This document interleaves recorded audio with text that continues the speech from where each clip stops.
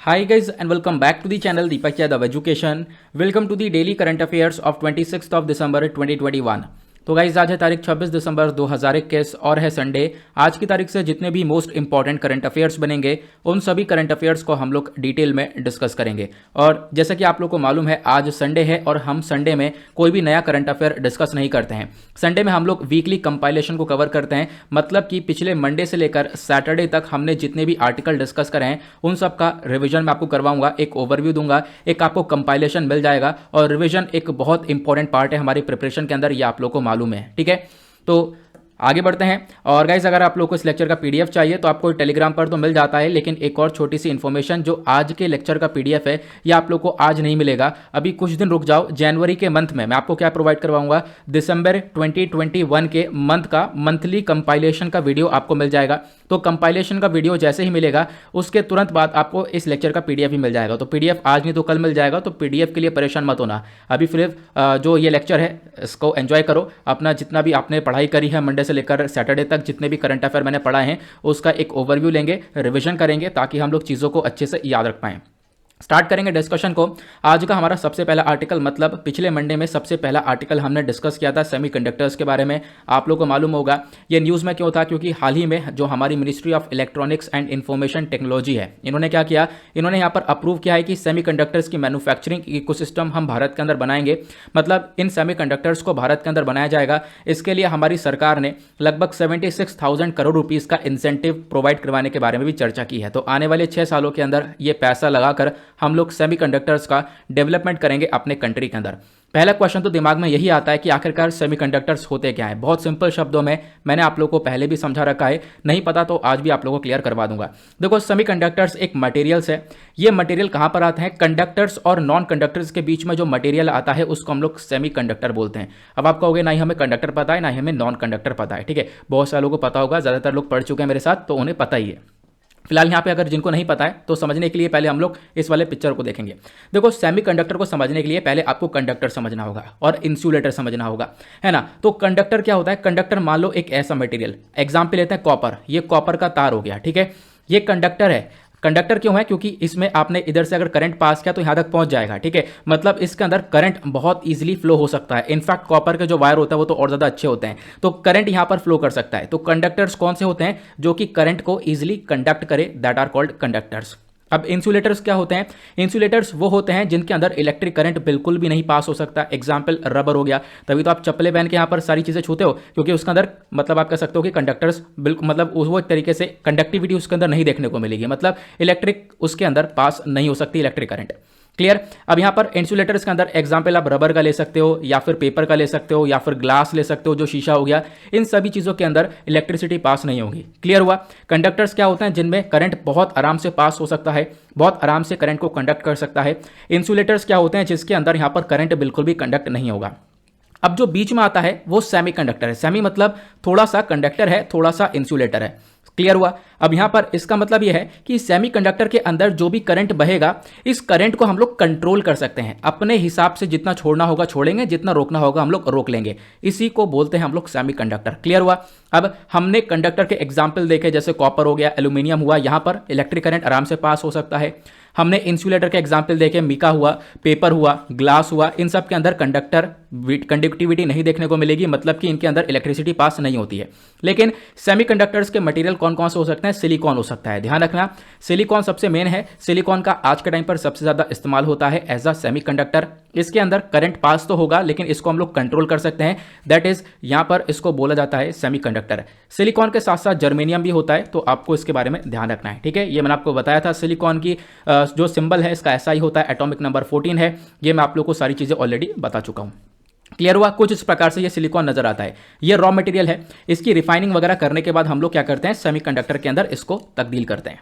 अब यहाँ पर सेमीकंडक्टर नजर कैसे आते हैं, तो आप देख पाओगे इस प्रकार से अलग अलग सेमीकंडक्टर्स देखने को मिलते हैं। इसमें 3 पैर होता है, इसको हम लोग ट्रायड बोलते हैं, 2 पैर वाला डायोड बोलते हैं, ये आपको मालूम होगा, है ना। तो ये सेमीकंडक्टर्स कुछ इस प्रकार से नजर आते हैं।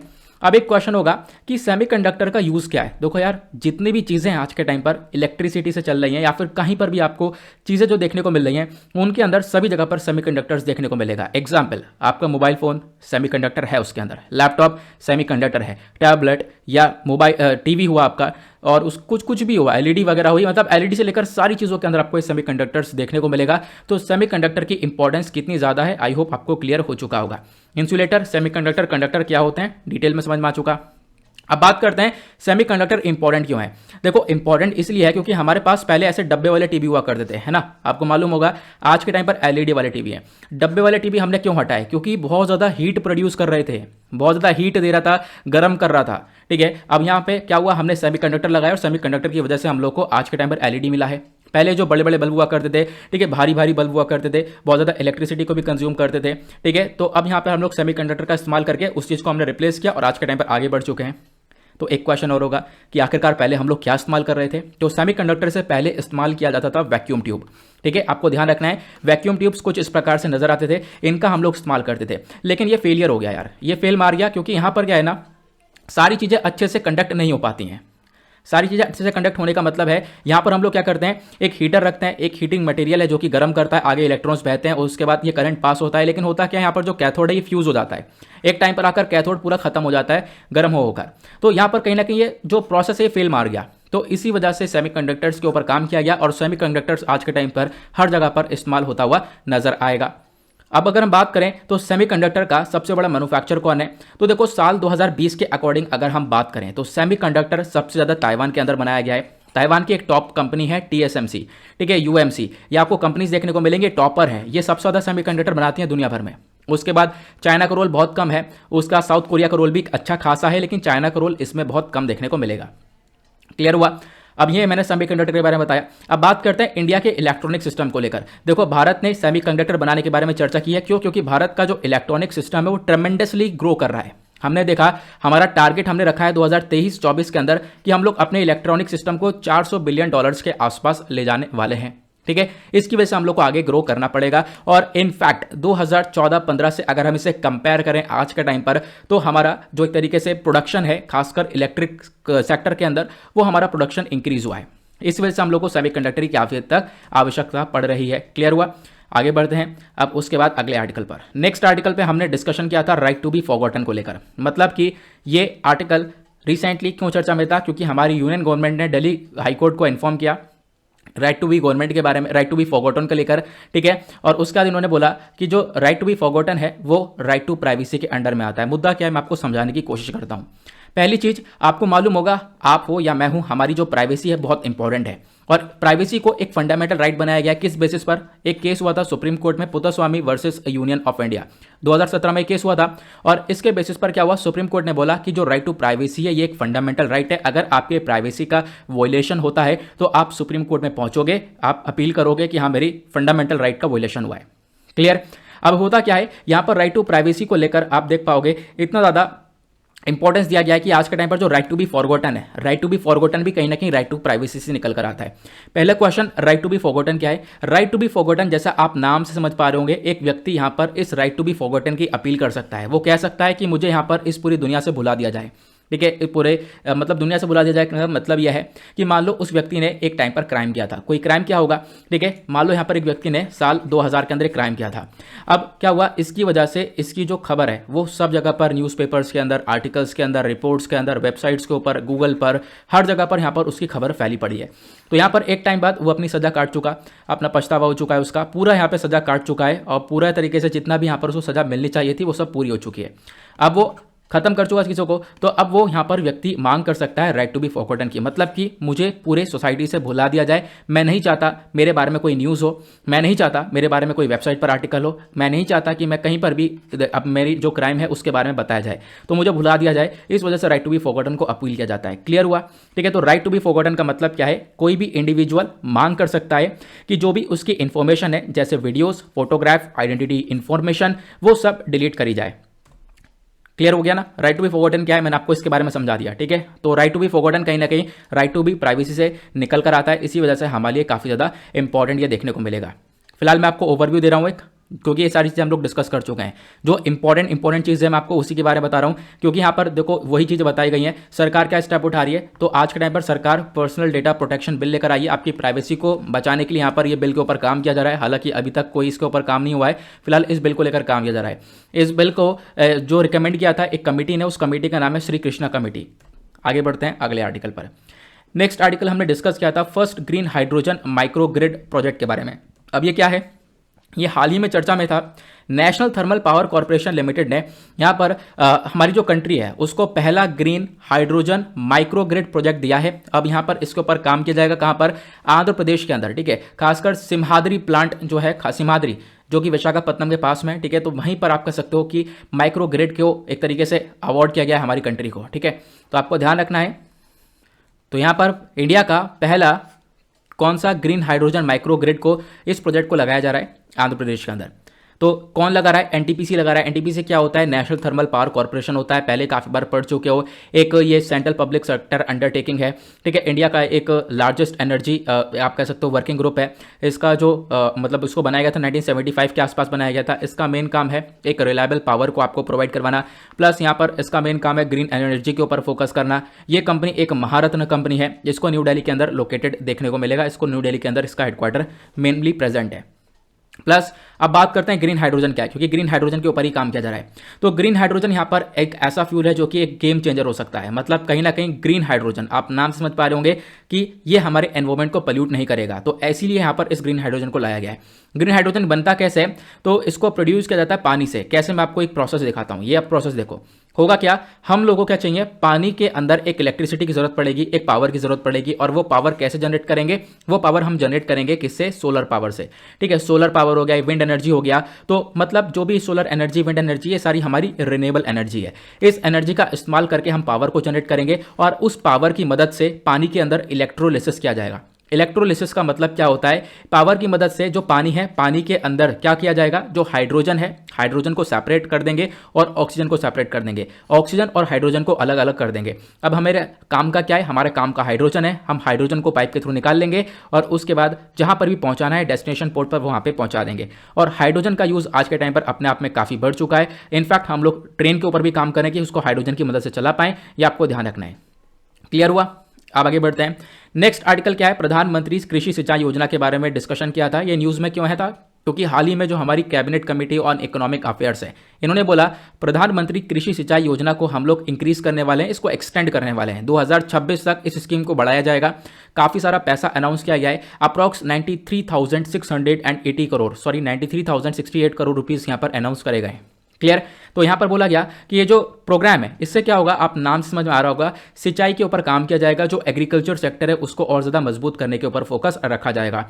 ये एक सेंट्रली स्पॉन्सर्ड स्कीम है, मतलब केंद्र सरकार के थ्रू चलाई जाने वाली स्कीम है। इसको 2015 में लॉन्च किया था, अभी इसको बढ़ा दिया गया है। प्लस उसके बाद यहाँ पर इससे बेनिफिट मिलेगा बहुत सारे फार्मर्स को, क्योंकि फार्मर्स को सिंचाई की इतनी फैसिलिटीज़ मिलती नहीं है। तो यहाँ पर बहुत ज़्यादा अफोर्डेबल यहाँ पर फैसिलिटीज़ प्रोवाइड करवाई जाएंगी।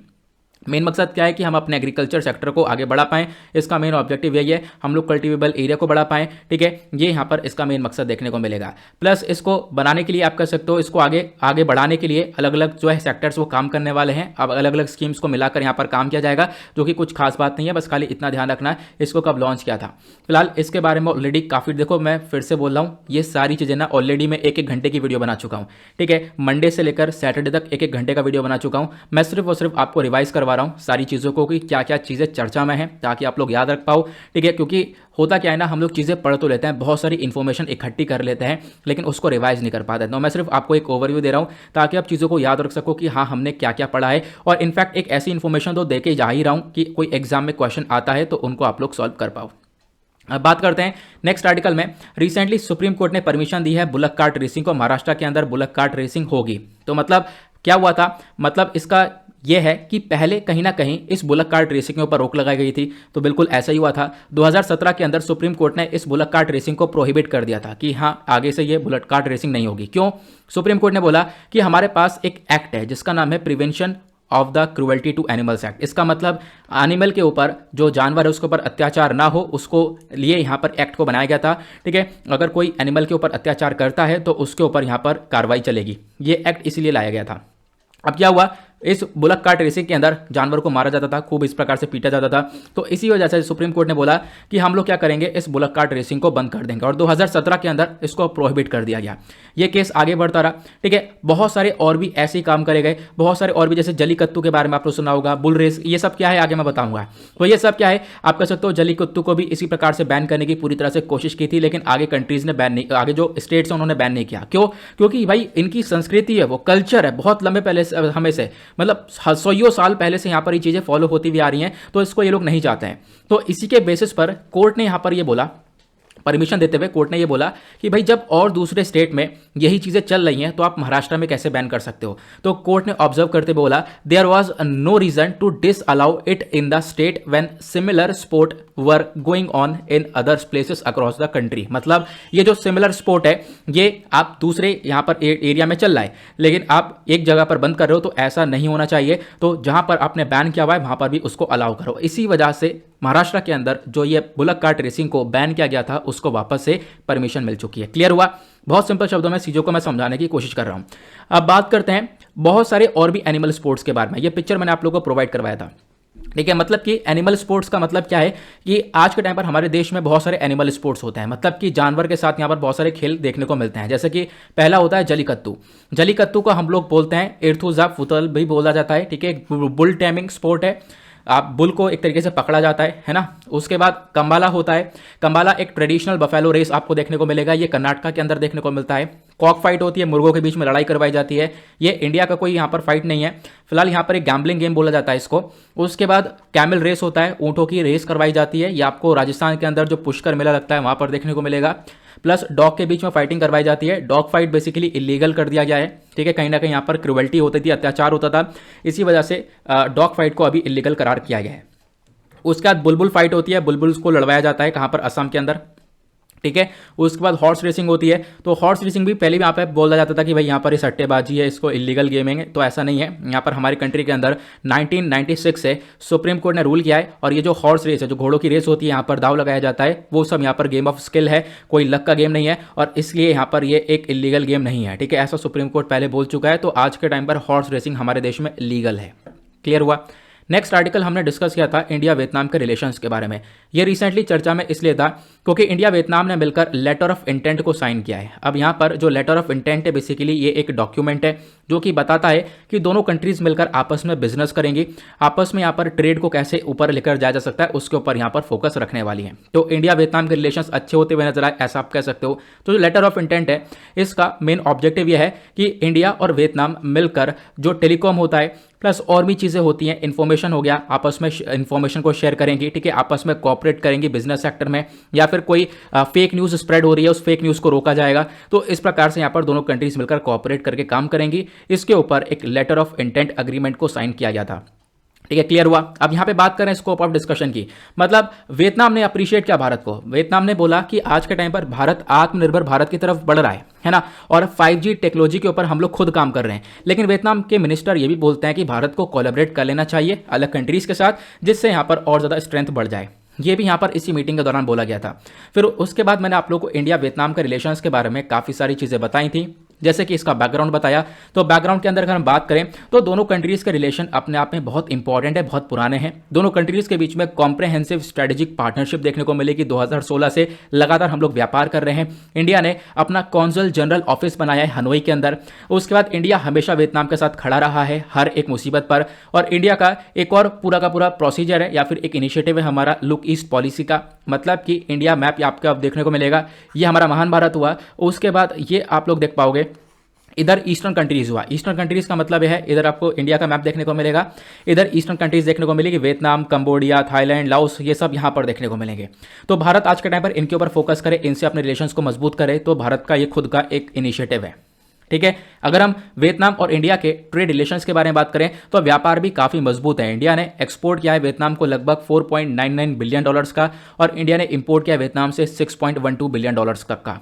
डिफेंस कॉपरेशन के बारे में बात करें तो वियतनाम आज के टाइम पर बिल्कुल रेडी है, इंटरेस्ट दिखा रहा है कि भारत से वो आकाश, जो भारत का आकाश सरफेस टू एयर मिसाइल है उसको खरीदे, या फिर ध्रुव सिस्टम खरीदे, जो ध्रुव हमारे लाइट हेलीकॉप्टर्स हैं, या फिर जो ब्रह्मोस मिसाइल है उसको परचेज करे। तो वियतनाम अपना इंटरेस्ट यहाँ पर दिखाता हुआ नजर आ रहा है। क्लियर हुआ? चाइना फैक्टर आता है। चाइना फैक्टर मतलब दोनों कंट्रीज़ के लिए एक सबसे बड़ी रुकावट है चाइना, ठीक है। अब चाइना रुकावट क्यों? क्योंकि दोनों कंट्रीज़ इंडिया और वियतनाम दोनों चाइना से वॉर लड़ चुकी हैं। आपको मालूम होगा एक वॉर इंडिया से चाइना की हुई थी और वियतनाम भी इसी प्रकार से वॉर लड़ चुका है। और चाइना जो है इन्हीं दोनों कंट्रीज़ को, हमें भी और साथ साथ वियतनाम को भी परेशान करता रहता है। जैसे रिलेशन खराब इंडिया के चाइना के साथ हैं, वैसे यहाँ पर देखने को मिलेगा वियतनाम के भी खराब हैं। इसी वजह से वियतनाम और इंडिया दोनों साथ में आज के टाइम पर देखने को मिलेंगे। प्लस दोनों कंट्रीज ने कॉपरेट किया है अलग अलग चीज़ों पर। इंडिया वियतनाम दोनों मिलकर कॉपरेट करते हैं। ईस्ट एशिया समिट के अंदर कॉपरेट किया, मैकोंग गंगा कॉपरेशन के ऊपर, या फिर एशिया यूरोप मीटिंग के अंदर। तो हर प्रकार से आप देख पाओगे कॉपरेशन दोनों का बहुत बेहतरीन देखने को मिला है। उसके बाद नेक्स्ट आर्टिकल में हमने चर्चा की थी कैलकोलिथिक पीरियड के बारे में, कैलकोलिथिक इन सेंट्रल इंडिया। तो हुआ क्या था, हाल ही में जो आर्कियोलॉजिकल सर्वे ऑफ इंडिया है, इन्होंने यहाँ पर एक्सकेवेशन किया, खुदाई करी और 2 इंपॉर्टेंट साइट्स मिल चुकी हैं हम लोग को कैलकोलिथिक पीरियड की। तो कैलकोलिथिक पीरियड क्या होता है हम समझेंगे। तो कैलकोलिथिक पीरियड की नई नई 2 साइट्स कौन सी मिली हैं, तो आपको ध्यान रखना है, एक है ईरान और दूसरा ईरान नहीं एरान, ठीक है, एरान लिखा है। उसके बाद एक है तेवर। तो ये दोनों नई साइट्स मिली हैं मध्य प्रदेश के अंदर, जो कि एक कैलकोलिथिक साइट है। तो ये साइट किसने ढूंढी है? आर्कियोलॉजिकल सर्वे ऑफ इंडिया ने ढूंढी है। आर्कियोलॉजिकल सर्वे ऑफ इंडिया का मेन काम यही है कि खोज करना, खुदाई करना, कुछ नई नई चीज़ें मिलें, जो इतिहास में यहाँ पर लोग रहे हैं उनका कैसा रहना सहना था, वो सब हम लोग को बताता है। आर्कियोलॉजिकल सर्वे ऑफ इंडिया खुद एक अटैच ऑफिस है, मिनिस्ट्री ऑफ कल्चर के अंडर में आता है। इसको खोजा गया था 1861 में अलेक्जेंडर कनिगम के थ्रू, ठीक है। अब कैलकुलेटिक होता क्या है मैं आपको पहले समझाता हूं। देखो जो अलग अलग पीरियड्स हैं, अलग अलग पीरियड्स मतलब एक था पैलियोलिथिक, पैलियोलिथिक के बाद लेट स्टोन है जिसको हम लोग मीजोलिथिक बोलते हैं, उसके बाद न्योलिथिक। न्योलिथिक पीरियड जैसे ही खत्म हुआ उसके बाद ही कैलकुलेटिक पीरियड शुरू हो गया था, ठीक है। तो पैलियोलिथिक, मीजोलिथिक, न्योलिथिक, उसका कैलकुलेटिक, कैलकुलेटिक के बाद अर्ली आयरन एज, फिर उसका अर्ली हिस्टोरिकल पीरियड, देन उसका हिस्टोरिकल पीरियड। ये हमारे कल्चरल पीरियड है, ठीक है। तो जैसे ही न्योलिथिक पीरियड खत्म हुआ तुरंत कैलकुलेटिक पीरियड स्टार्ट हो चुका था। तो कैलकुलेटिक का मतलब क्या होता है मैं आपको समझाता हूं। देखो कैलकुलेटिक जो वर्ड है ना इसको तोड़ना पड़ेगा। कैलकुलेटिक में कैल्को मतलब होता है कॉपर और लिथिक मतलब होता है स्टोन। तो मतलब कॉपर और स्टोन का यूज हो रहा था उस जमाने में हमारे इतिहास में, वो उसी वजह से इसको कैलकुलेटिक पीरियड बोला गया है। मतलब मेटल और स्टोन दोनों का इस्तेमाल होना शुरू हो चुका था। ये जो कैलकुलेटिक पीरियड है ये लगभग 252 मतलब 2500 लगभग 2500 बीसी से लेकर 700 बीसी के आसपास का ये पीरियड है। इसके बारे में आप ध्यान रख सकते हो। अब कैलकुलेटिक पीरियड के फीचर्स क्या हैं? देखो इंपॉर्टेंट फीचर्स ये है ना कि यहाँ पर बहुत सारे आर्ट क्राफ्ट्स मिले हैं। मतलब आप कह सकते हो इस प्रकार के मटके वगैरह देखने को मिलेंगे, टेराकोटा फिगर जो चिकनी मिट्टी होती है, ठीक है, उससे यहाँ पर काफ़ी सारी फिगर्स वगैरह बनाई गई हैं। कुछ और भी इंपॉर्टेंट स्टोन्स वगैरह यहाँ पर मिले हैं। तो ये इसका फीचर है। कैरेक्टरिस्टिक्स की बात करें तो यहाँ पर लोग कैसे रहते थे? लोग यहाँ पर ज़्यादातर गांव में रहते थे, ठीक है, हिल्स के आसपास या फिर आप कह सकते हो कि रिवर के आसपास रहा करते थे, हंटिंग करते थे, ठीक है, जानवर का शिकार करते थे या फिशिंग करते थे, फार्मिंग करते थे, उसके बेसिस पर आगे अपना जीवन व्यतीत करते थे पुराने ज़माने में। प्लस यहाँ पर कैलकुलेटिक पीरियड को first metal age of India भी बोला जाता है। आपको ध्यान रखना है फर्स्ट मेटल ऑफ इंडिया क्या है, वो है कैलकुलेटिक पीरियड, जब यहाँ पर मेटल्स का इस्तेमाल होना शुरू हो चुका था। प्लस इसी पीरियड के अंदर आर्ट एंड क्राफ्ट की बात करें तो यहाँ पर अलग अलग पॉटरीज, व्हील मेड पॉटरी का मतलब है इस प्रकार से यहाँ पर मटके वगैरह बनाए जाते थे, ठीक है। ऑकर कलर की यहाँ भी पॉटरीज नजर आती थी। ऑकर कलर कैसा होता है? इस प्रकार से आपको ये कलर देखने को मिलेगा, मिट्टी सा कलर है, ठीक है। तो अलग अलग कलर की पॉटरीज यहाँ पर बनाई जा रही थी। कैलकुलेटिक पीरियड्स के मैंने आपको बताया, खासकर ये वाला रीजन है, इसी के आसपास एक और रीजन आपको देखने को मिलेगा। यहीं पर ये दोनों नई साइट मिली हैं, ठीक है, जो कैलकुलेटिक साइट है। अब मैंने आपको बताया एक साइट ईरान मिली है, इसको खुदाई करके हम लोगों ने ये साइट निकाली है। इस साइट की खास बात क्या है? ये बीना रिवर के आसपास देखने को मिलेगी, ठीक है। मतलब कि ईरान जो है ये सिचुएटेड है बीना रिवर के लेफ्ट बैंक पर। और बीना रिवर कौन सी रिवर है? ये नदी बहती है मध्य प्रदेश के अंदर और ये नदी अपने आप में ट्रिब्यूटरी है, सहायक नदी है बेतवा की। और बेतवा नदी भी एक सहायक नदी है यमुना की, ये आपको मालूम होगा। उसके बाद मैंने आपको दूसरे की चीज़ों के बारे में बताया। दूसरा यहाँ पर तेवार वाला भी खोद के निकाला गया है, ठीक है। एक और साइट है कैलकुलेटिक साइट। अगर हम तेवार की हम बात करें तो यहाँ पर भी बहुत सारे पुराने ज़माने के terracotta balls, iron nail, copper coin, terracotta beads, terracotta मतलब चिकनी मिट्टी से बनाए हुए सामान, ठीक है, और भी बहुत सारी फिगर्स मतलब स्टैचूज वगैरह बनाए हुए थे। तो इस प्रकार की चीज़ें यहाँ पर मिली हैं। क्लियर हुआ? आगे बढ़ते हैं। नेक्स्ट आर्टिकल में डिस्कशन किया गया था बायोलॉजिकल डाइवर्सिटी अमेंडमेंट बिल 2021 के बारे में। तो हाल ही में बायोलॉजिकल डाइवर्सिटी अमेंडमेंट बिल 2021 को पार्लियामेंट में टेबल किया गया। और इस बिल का मेन मकसद क्या है? इस बिल का मेन मकसद है जो कि पहले चीज़ें क्रिमिनलाइज करी गई थी उनको डिक्रिमिनलाइज कर देना। मैं आपको समझाऊंगा ईजी शब्दों में, बट पहले यहाँ पर बात करते हैं हम लोग ऑब्जेक्टिव की। ये जो बिल है इस बिल का मेन काम क्या है, कुछ रूल्स एंड रेगुलेशंस लिखे गए थे बायोलॉजिकल डाइवर्सिटी एक्ट 2002 के अंदर। इसके अंदर बदलाव करने का यहाँ पर रूल आप कर सकते हो, इसको इसके अंदर चेंजेस करने के लिए इस अमेंडमेंट बिल को पार्लियामेंट में लाया गया। चेंजेस क्या थे, देखो पहले यहाँ पर क्या होता था, पहले आपको कहीं पर भी फॉरेस्ट में जाना है, कुछ रिसर्च वगैरह करनी है, तो उसके बेसिस पर आपको क्या करना पड़ता था, उसके बेसिस पर आप लोगों को सारी परमिशंस वगैरह लेनी पड़ती थी, बहुत सारे रिस्ट्रिक्शंस थे। लेकिन अभी क्या हुआ, जो भी रिस्ट्रिक्शंस थे उनको हटा दिया गया है, ठीक है। आप आराम से रिसर्च वगैरह कंडक्ट कर सकते हो। तो ये यहाँ पर आप कर सकते हो। काफ़ी सारे जो अपोजिशन वाले लीडर्स हैं उनका कहना है कि भाई ये कहीं ना कहीं खतरा पहुंचाएगा। हम क्या काम कर रहे हैं, हम लोग एनवायरमेंट को प्रोटेक्शन देने के बारे में काम कर रहे हैं, लेकिन यहाँ पर इससे क्या हो सकता है, इससे आप लोगों ने सभी लोगों को छूट दे रखी है और इससे और ज़्यादा बर्बादी हो सकती है। समझ में आया।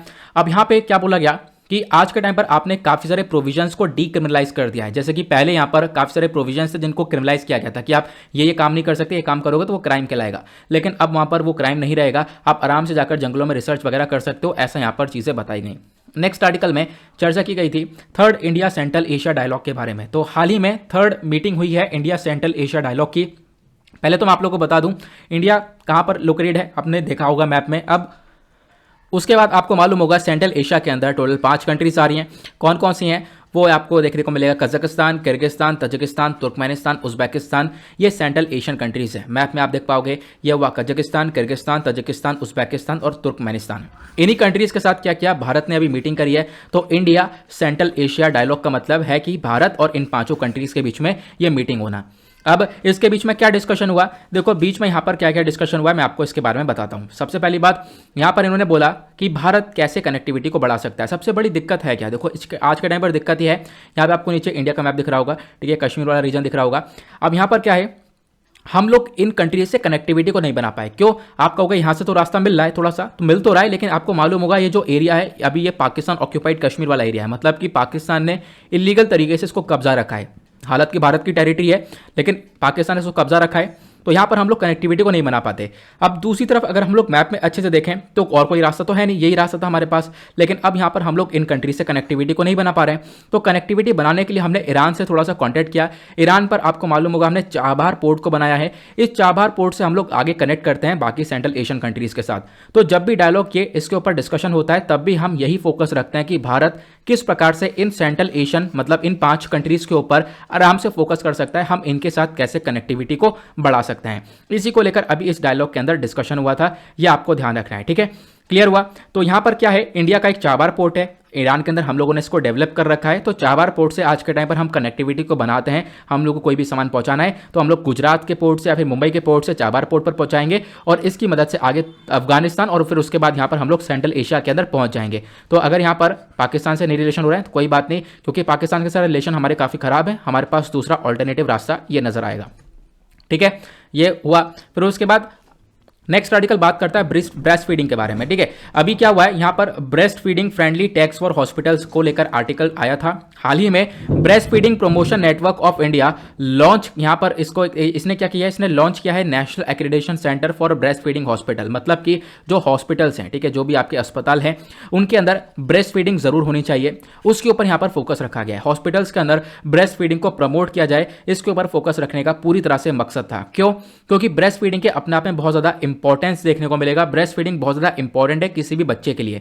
सबसे पहले मैं आपको बताता हूं ब्रेस्ट फीडिंग का इंपॉर्टेंस क्या है। ब्रेस्ट फीडिंग यहां पर ऑप्टिमल है, यूजफुल है, चाहे वो मदर हो चाहे वो बेबी हो, दोनों के लिए बहुत ज्यादा आवश्यक होता है, ठीक है। मतलब कि मान लो एक बच्चा पैदा हुआ तो यहां पर जब बच्चा पैदा हुआ है तो आने वाले कुछ सालों तक यहां पर उसको अपने मां का दूध मिलना चाहिए। उससे फायदा क्या होता है, पहली बात तो देखो मां को भी फायदा मिलता है। मां को पहला फायदा क्या मिलेगा, जो मदर है, मदर के पास क्या होता है, जब यहां पर मदर प्रेगनेंसी के स्टेज में चलती है तो मदर का वेट काफी बढ़ जाता है, ठीक है। जब बच्चा पैदा होता है देन उसके बाद जब बच्चा बर्थ लेने के बाद क्या होता है, जब मां का दूध पिएगा तो उससे यहां पर मदर की जो एक्स्ट्रा कैलोरीज हैं वो बर्न होंगी, ठीक है। जो एक तरीके से उनका पहले वाला वेट था वो वहां तक पहुंच जाएगा। तो पहला बेनिफिट मां को ये मिलता है। दूसरा बेनिफिट यहाँ पर अगर जब बच्चा माँ का दूध पिएगा तो इससे यहाँ पर मदर को ब्रेस्ट कैंसर और ओवरी कैंसर से बचाया जा सकता है, ठीक है। मतलब इसका कोई डर नहीं रहेगा ब्रेस्ट कैंसर वगैरह का। उसके बाद तीसरा फायदा देखने को मिलता है यह है कि जब यहाँ पर माँ का दूध पीता है बच्चा तो इससे माँ और बेटे में एक या फिर माँ और बच्चे में जेंडर न्यूट्रल रखते हैं, तो यहाँ पर क्या होता है एक बॉन्डिंग डेवलप रहती है, ठीक है, एक बॉन्डिंग क्रिएट रहती है। उसके बाद यहाँ पर अगर हम बेबी के बारे में बात करें तो ये तो हमने देखा कि मदर को क्या फ़ायदा मिलेगा। अब बेबी को क्या फ़ायदा मिलेगा, सबसे पहली बात तो बेबी को जो ये मिल्क मिल रहा है, जो मदर मिल्क है, ये सबसे ज़्यादा न्यूट्रिशन होता है इसके अंदर। आप कह सकते हो ये बच्चे के लिए सबसे ज़्यादा न्यूट्रिशन रहेगा, न्यूट्रिएंट्स इसके अंदर बहुत सारे रहते हैं, बच्चे की डेवलपमेंट के ऊपर पूरी तरह से फोकस रखेगा। प्लस यहाँ पर इस मिल्क के अंदर एंटीबॉडीज़ होती हैं, ठीक है, ब्रेस्ट मिल्क के अंदर एंटीबॉडीज़ प्रेजेंट होती हैं जो कि बच्चों को मदद करेंगी वायरस से लड़ने में, बैक्टीरिया से लड़ने में। उसके बाद तीसरा, जो भी बच्चे यहाँ पर ब्रेस्ट फीड करते हैं, इससे यहाँ पर बच्चों को लेकर कोई भी एलर्जी, डायबिटीज़, इन्फेक्शन, इसकी जो दिक्कत है वो काफ़ी कम हो जाती है। ये आपको ध्यान रखना है, ठीक है। तो यहाँ पर इसी को लेकर ये इन्फॉर्मेशन दी गई है, मैंने आपको बता दिया। अगर हम बात करें तो आज के टाइम पर हमारे पास कुछ डेटा है, नेशनल फैमिली हेल्थ सर्वे 2019, 20 और 21 का डेटा देखने को मिलेगा। 41.8% जो मदर्स हैं वो आज के टाइम पर एबल है ब्रेस्ट फीडिंग के लिए, ऐसे यहाँ पे बताया है। मतलब बाकी जो परसेंट बचा हुआ वहाँ पर ब्रेस्ट फीडिंग नहीं हो पा रही है। तो अपने आप एक कंसर्न वाली बात है बेसिकली, उसके बारे में बताया गया है। इंडिया के अंदर बात करें तो सरकार बहुत सारे इनिशिएटिव्स उठा रही है ब्रेस्ट फीडिंग को आगे प्रमोट करने के लिए, जैसे आप लोग यहाँ पर इन चीज़ों को देख पाओगे। नेक्स्ट आर्टिकल में डिस्कशन किया गया था, हमारे प्राइम मिनिस्टर को अभी अवार्ड मिलने वाला है, भूटान का हाईएस्ट सिविलियन अवार्ड प्रोवाइड करवाया जाएगा। तो अभी मतलब अनाउंसमेंट हो चुका है, जब हमारे prime minister next time Bhutan में पहुंचेंगे तब उनको ये अवार्ड मिलेगा। तो अब यहाँ पर ये जो भूटान का अवार्ड है, सबसे पहली बात इसका नाम क्या है, तो भूटान का हाईएस्ट सिविलियन अवार्ड का नाम है नगडक पेलगी खोरलो, ठीक है, ये इसका नाम है, इसके बारे में ध्यान जरूर रखना। अगर हम इसके बारे में बात करें तो भूटान ने अपने 114th नेशनल डे पर इस अवार्ड के बारे में अनाउंसमेंट किया है। उसके बाद यहाँ पर बोला ये जो अवार्ड है ये भूटान का एक हाईएस्ट सिविलियन अवार्ड देखने को मिलेगा। अब उसके बाद मैंने यहाँ पर यह भी इंफॉर्मेशन आपको प्रोवाइड करवाई थी कि जो हमारे प्राइम मिनिस्टर हैं उनके पास कहाँ से अवार्ड आए हैं, तो ये सारे अवार्ड्स की लिस्ट मैंने आपको प्रोवाइड करवा दी थी। इसको आप लोग एक बार रीड अप कर सकते हो, क्योंकि मैं भी रीड ही करूंगा कहाँ से ये कौन कौन से अवार्ड मिले हैं, तो इसको आप लोग एक बार रोक कर रीड कर सकते हो, ठीक है। एक बार रिवीजन इसको कर लेना, क्योंकि मैं रीड करूंगा तो इससे टाइम वेस्ट ही होगा। अगले आर्टिकल पर आते हैं। अग्नि प्राइम मिसाइल के बारे में डिस्कशन किया था। हाल ही में डीआरडीओ ने अग्नि प्राइम मिसाइल का सक्सेसफुल टेस्ट किया है। तो डीआरडीओ क्या है, वो है डिफेंस रिसर्च डेवलपमेंटल ऑर्गेनाइजेशन। अब इन्होंने यहाँ पर अग्नि प्राइम मिसाइल की टेस्टिंग करी है। इससे पहले एक और टेस्टिंग हो चुकी थी। अभी यहाँ पर आप कह सकते हो कि ये हमारी सेकेंड टेस्टिंग है। पहली वाली जो टेस्टिंग हुई थी वो जून के मंथ में देखने को मिली थी। सेकेंड वाली टेस्टिंग अभी रिसेंटली कंडक्ट करी गई है। तो अग्नि प्राइम मिसाइल आखिरकार क्या है, तो अग्नि prime missile 2 stage canister based missile है। कैनिस्टर का मतलब क्या होता है, सबसे पहली बात इस पिक्चर के अंदर ये आपको कैनिस्टर नजर आएगा, ये कैनिस्टर है। इस कैनिस्टर के बेसिस पर इस मिसाइल को लॉन्च किया जाता है। यहाँ पर एक और पिक्चर नजर आ रहा होगा, यह भी कैनिस्टर है, इसी के बेसिस पर इस मिसाइल को लॉन्च किया जाता है।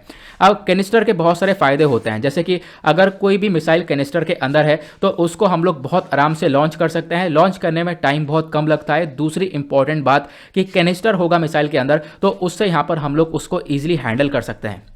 अब जो ये अग्नि प्राइम मिसाइल है इसकी जो रेंज है वो लगभग 1000 किलोमीटर से 2000 किलोमीटर के आसपास की रेंज है। और अग्नि प्राइम मिसाइल अपने आप में एक surface to surface ballistic missile है। आगे मैं आपको बताऊंगा बैलिस्टिक और क्रूज मिसाइल के बीच में क्या डिफरेंस होता है। अगर यहाँ पे बात करें तो अग्नि प्राइम के बारे में अभी हमने डिस्कशन किया, लेकिन अग्नि मिसाइल के अंदर अलग अलग कैटेगरीज बनाई गई हैं, जैसे अग्नि 1, अग्नि 2, 3, 4 और 5। ये अलग अलग मिसाइल से इनकी रेंज यहाँ पर लिखी हुई है। इनकी रेंज आप लोग एक बार रीड अप कर सकते हो। अगर हम बात करें जो पूरी की पूरी मिसाइल्स हैं इसको एक प्रोग्राम के अंडर बनाया गया है, जिस प्रोग्राम का नाम है IGMDP, मतलब integrated guided missile development programme. ये जो पूरा प्रोग्राम है इसकी starting doctor APJ Abdul Kalam ji ने करी थी। और यहाँ पर ये जो प्रोग्राम है इसकी शुरुआत 1983 के यहाँ अंदर हमारी सरकार ने इसको अप्रूव किया। फिर उसके बाद ये पूरा प्रोजेक्ट कंप्लीट हुआ मार्च 2012 तक। और IGMDP के अंदर हमने लगभग 5 मिसाइल्स को डेवलप किया है। 5 मिसाइल को डेवलप किया गया था इसी प्रोग्राम के अंडर में। उस मिसाइल का नाम याद रखने के लिए आपको ध्यान रखना है, पटना वर्ड याद रख लेना, ठीक है। P से पृथ्वी, A से अग्नि, उसके बाद T से त्रिशूल और N से नाग और A से आकाश, ठीक है। तो इसको आप लोग एक शॉर्ट फॉर्म के बेसिस पर याद रख सकते हो। तो अगर हम देखें तो पृथ्वी मिसाइल जो है एक surface to surface ballistic missile है। बैलिस्टिक मिसाइल कौन सी होती है, सबसे पहली बात हमें यहाँ पर इनका पाथ देखना होता है, मतलब बैलिस्टिक मिसाइल और क्रूज मिसाइल कैसे वर्क करती हैं ये आपको जानना पड़ेगा। जैसे अगर हम लोगों ने यहाँ पर ये टारगेट रखा है, इस टारगेट से हम लोग एक मिसाइल को लॉन्च करते हैं और ये एक बैलिस्टिक मिसाइल है। तो बैलिस्टिक मिसाइल कैसे जाती है, सबसे पहले ये हमारे एनवायरमेंट को लीव करेगी। एनवायरमेंट को छोड़ने के बाद यहाँ पर ये वापस से एनवायरमेंट के अंदर एंटर करेगी और अपने टारगेट को हिट करेगी। तो बैलिस्टिक मिसाइल इस प्रकार से जाती है। क्रूज मिसाइल का पाथ क्या होता है, तो क्रूज मिसाइल को अगर हम लोग सेम पॉइंट से अगर छोड़ें तो वो इस प्रकार से जाएगी, प्लस उसका जो पाथ होता है वो एनवायरमेंट के अंदर ही अंदर रहता है, वो एनवायरमेंट के अंदर ही ट्रैवल करती है। तो ये क्रूज मिसाइल हो गई और ऊपर वाली बैलिस्टिक मिसाइल हो गई। तो ये जो 5 मिसाइल हैं इसके बारे में ध्यान रखना, इसको IGMDP प्रोग्राम के अंदर बनाया गया है। ये सारी मिसाइल्स काफ़ी हद तक चर्चा में रहती हैं। ये क्लियर हुआ। उसके बाद मैंने मिसाइल की हिस्ट्री बताई थी, भारत के अंदर मिसाइल की शुरुआत कैसे हुई थी। सबसे पहली बात, यहाँ पर जो मैसूर रूलर थे हैदर अली, इन्होंने यहाँ पर सबसे पहला जो आयरन केस रॉकेट था इसको इंडक्ट किया था हमारी आर्मी के अंदर, लगभग 18 सेंचुरी के आसपास की बात है। उसके बाद हम लोग आगे वेपन्स की कैटेगरी में आगे बढ़ते रहे। आज के टाइम पर भारत के पास अलग अलग प्रकार की मिसाइल्स देखने को मिलेंगी। सबसे पहले सरफेस लॉन्च मिसाइल के बारे में बात करें तो इसके अंदर एंटी टैंक मिसाइल है। एंटी टैंक मतलब दुश्मन के टैंक को उड़ाने के लिए यहाँ पर ये मदद करेगी। सरफेस टू एयर मिसाइल है, सतह से हवा में छोड़ने के लिए। उसके बाद मीडियम रेंज मिसाइल भी हमारे पास देखने को मिलेगी इंडिया के पास। उसके बाद एयर टू एयर मिसाइल है जिसका नाम अस्त्रा है। Air to ground missile Rudram और ब्रह्मोस देखने को मिलेगा, ठीक है। उसके बाद अभी रिसेंटली हमने कुछ मिसाइल की टेस्टिंग करी है, उसमें से एक तो ब्रह्मोस सुपरसोनिक मिसाइल है और दूसरा है vertical launch short range surface to air missile. Next article में हमने चर्चा की थी एक एनिमल के बारे में, इंडियन डेजर्ट कैट के बारे में। ये इसलिए डिस्कशन में था क्योंकि हाल ही में इंडियन डेजर्ट कैट को देखा गया है पहली बार मध्य प्रदेश के पन्ना टाइगर रिजर्व के अंदर। तो पहली बार देखा गया है, इसी वजह से इंपॉर्टेंट है। पन्ना टाइगर रिजर्व के बारे में भी जानना बहुत ज़्यादा इंपॉर्टेंट है क्योंकि tiger reserve plus wild life sanctuaries हो गए, बायोस्फीयर रिजर्व्स हो गए, इनके बारे में क्वेश्चन हर साल बनता है। सबसे पहली बात, यहाँ पर जो ये इंडियन डेजर्ट कैट है इसका साइंटिफिक नेम क्या है, तो इसका साइंटिफिक नेम है फेलिस सिल्वेस्ट्रिस ऑर्नेट।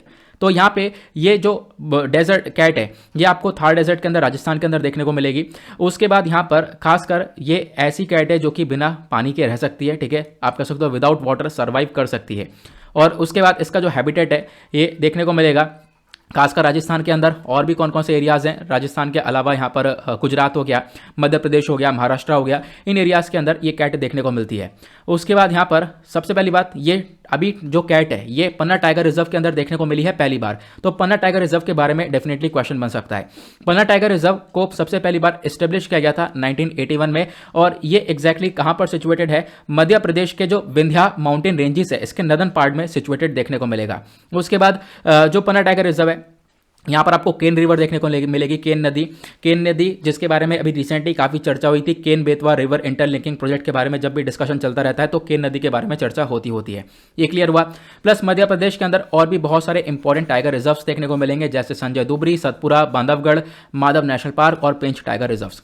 उसके बाद अगले आर्टिकल में हमने डिस्कशन किया था कि अफगानिस्तान के लिए अभी क्या किया गया, एक ह्यूमैनिटेरियन ट्रस्ट को बनाया गया क्योंकि अफगानिस्तान के अंदर प्रॉब्लम्स काफ़ी बढ़ चुकी हैं जब से तालिबान का कंट्रोल हुआ है।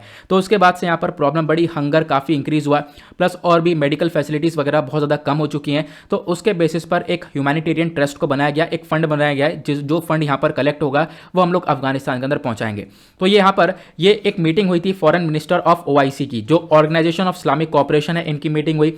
ऑर्गेनाइजेशन ऑफ इस्लामिक कोऑपरेशन क्या है, तो एक second largest inter governmental organisation है, मतलब यहाँ पर जो भी मेंबर्स इनके उनकी सरकारें मिलकर काम करती हैं।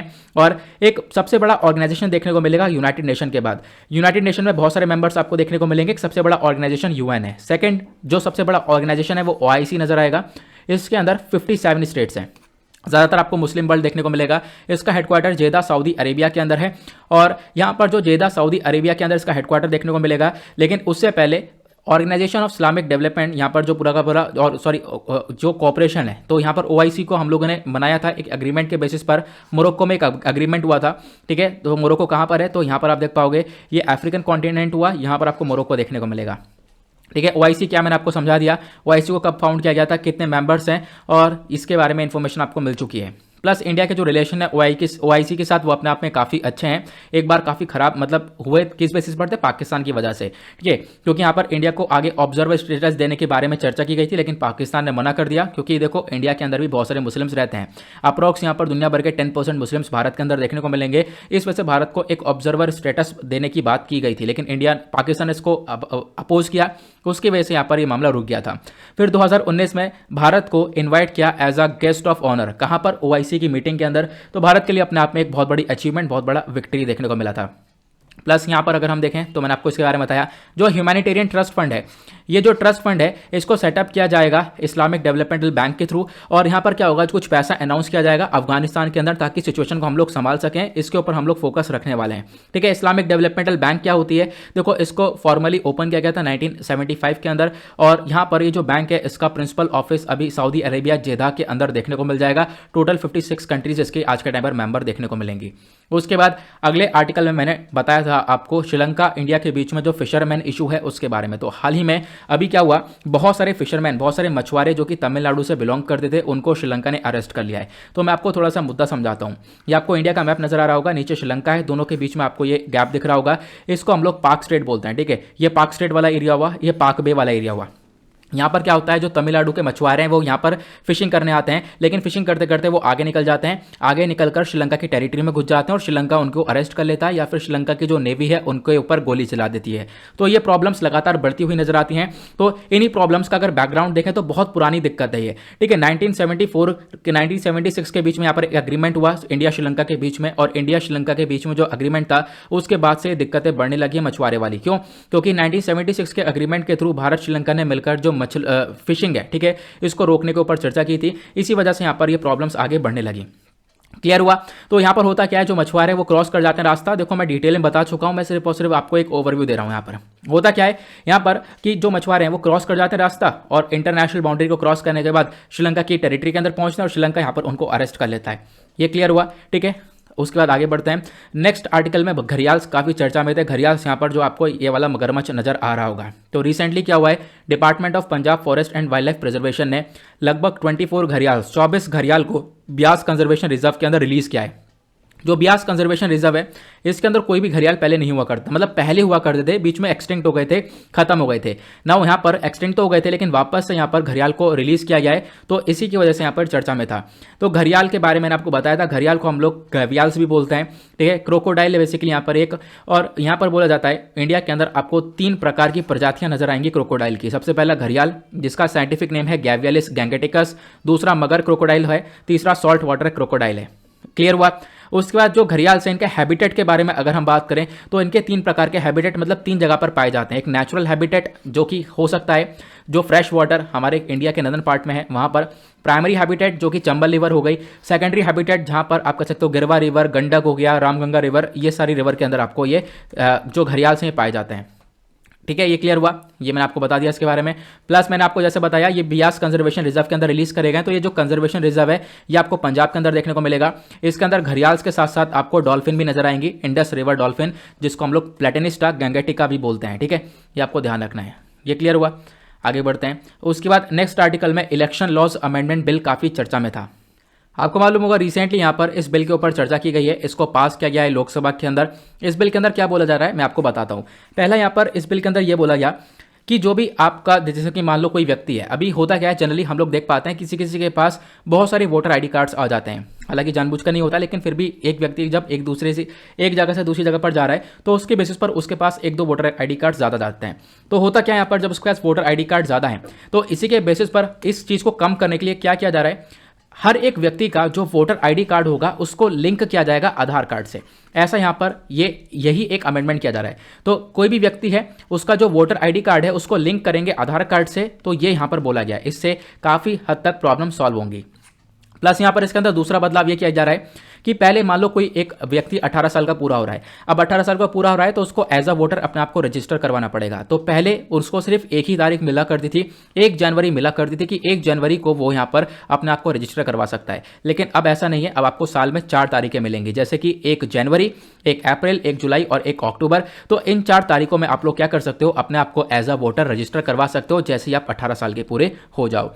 तीसरा यहाँ पर बदलाव करने के बारे में चर्चा की है वो है जेंडर न्यूट्रलिटी। मतलब कि क्या है कि मान लो हम लोग ऐसा देखते हैं कि मान लो कोई सर्विस वोटर है, सर्विस वोटर मतलब कि जो व्यक्ति आर्म्ड फोर्सेस के अंदर सर्व कर रहा हो, ठीक है, पुलिस के अंदर सर्व कर रहा हो, तो यहाँ पर जब उनकी वाइफ है वो वोट, उनके लिए यहाँ पर वोटर आईडी कार्ड आता है तो यहाँ पर लिखा होता है उसके अंदर वाइफ्स ऑफ सर्विस वोटर। तो बोला गया जो वाइफ्स वर्ड है इसको हटाया जाएगा, इसको हटाकर स्पाउस करेंगे। स्पाउस मतलब जीवन साथी। क्यों? क्योंकि जेंडर के तरफ यहाँ पर ये दर्ज मतलब उंगली उठाता है कि आप कह सकते हो कि जेंडर न्यूट्रलिटी यहाँ पर देखने को मिलेगी नहीं। तो आपको जेंडर न्यूट्रलिटी देखने के लिए आपको वाइफ्स की जगह स्पाउस रखना पड़ेगा, जो कि ये काम किया जा रहा है इस बिल के अंदर। ये क्लियर हुआ?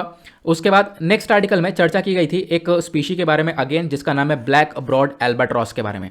अब ये क्या है, तो ये न्यूज़ में क्यों था मैं आपको बताता हूँ। तो ब्लैक प्रॉड एल्बाट्रॉस, सबसे पहली बात यहाँ पर आपको इसका साइंटिफिक नेम ध्यान रखना है। न्यूज़ में यहाँ पर ये चर्चा में इसलिए था, इंडियन एक्सप्रेस ने इस आर्टिकल को कवर किया था, लेकिन मैं आप लोग को बता देता हूँ इसके बारे में डायरेक्टली। इसका साइंटिफिक नेम है थैलासर्चे मेलानोफ्रेस। ओके, ये एक most common wide spread albatross देखने को मिलेगा। सबसे ज़्यादा यहाँ पर ये बर्ड पाई जाती है, सी बर्ड इसको बोलते हैं, समुद्र में रहने वाली ये बर्ड है, ठीक है। और उसके बाद यहाँ पर आप देख पाओगे ये जो बर्ड, इसके आंखों के किनारे आपको ब्लैक कलर के पैचेस देखने को मिलेंगे, ठीक है। वो यहाँ पर इसके बारे में इंफॉर्मेशन प्रोवाइड करवाई गई है।